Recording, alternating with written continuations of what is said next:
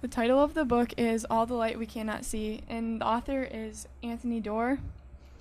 Out of 10, I would give this book a 9 out of 10.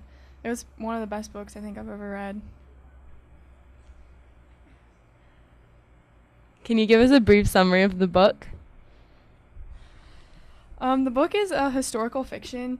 It's set during World War II, so it basically it talks about the war from two different sides. So one side is shown through a young girl named Marie Laure. She lives in Paris with her father, and she's blind.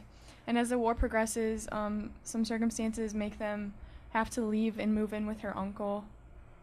And then the other side of the story is shown through Werner. Werner's an orphan growing up in Germany, and he shows some skills in mechanics, and he's a very bright student.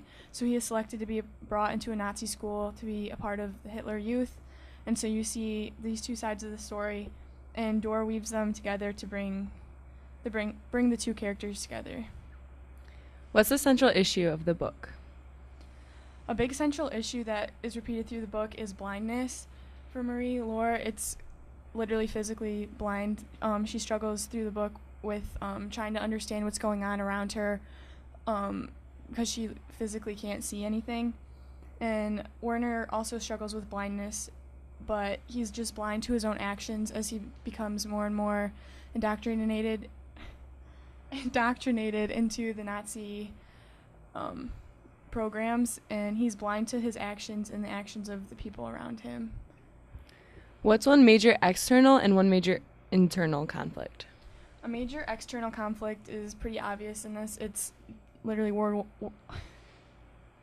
War II, which is between France and Germany.